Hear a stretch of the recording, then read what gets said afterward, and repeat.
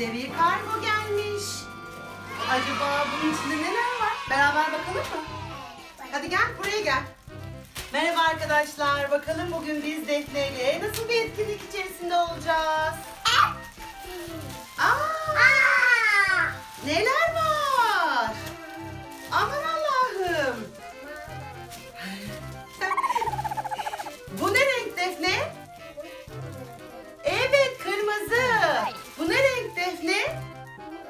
Yeşil. Evet. Bu ne renk Defne?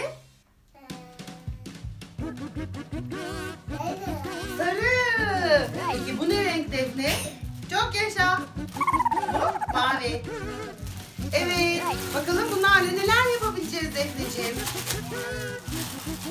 Gel böyle arkamda. Gel yanıma gel. Bunlar bardak. Baba bu ne? Bardak. Bardak. Evet. Mavi bardaklar. Sarı bardaklar. Yeşil. Ve kırmızı. Bunların sayılarında bir anormallik olmalı sanırım. Defne. Şimdi biz bu bardaklarla bak şimdi ben senin etrafında şöyle yapalım. Sen burada otur, tamam mı? Sen böyle bu şekilde otur. Ben babam seni görmesin diye bir kule yapacağım.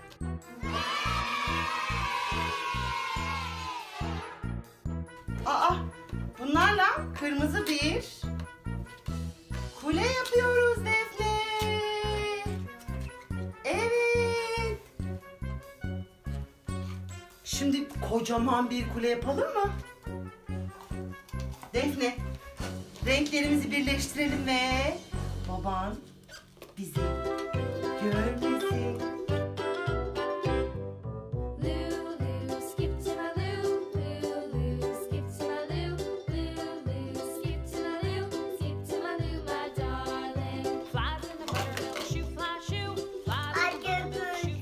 Döküldü mü? Olsun, tekrar koyarız Defne.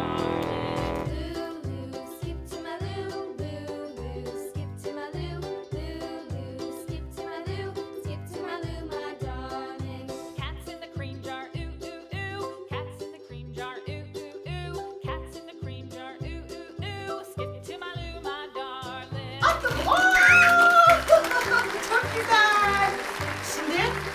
Şimdi daha büyük bir kule yapalım, tamam mı? Şimdi o zaman dizelim. Beraber dizebiliriz istersen. Tamam mı?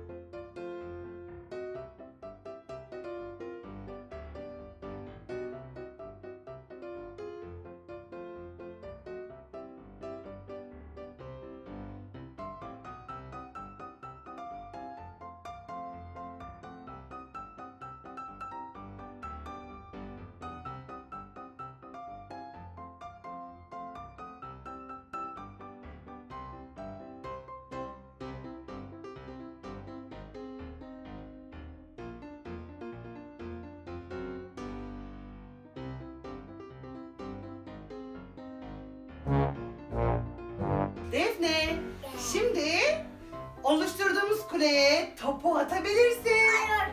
At bakalım. Oley! Bir de şunla devam et. Hadi bakalım, yıkmaya devam ediyoruz. At at at. Kenara attın, evet olmadı. At bakalım. Oley! Şuraya da yerdekileri de at, yere de atabilirsin. Bak bak Defne. Burada var ya top, tamam hadi at at at at at. At yıkasın kule, hadi bakalım. Oley be! Süpersin. Evet Defne, gel şimdi babana bakalım. Bay bay. Kanalımıza abone olmayı ve zile basmayı unutmayın.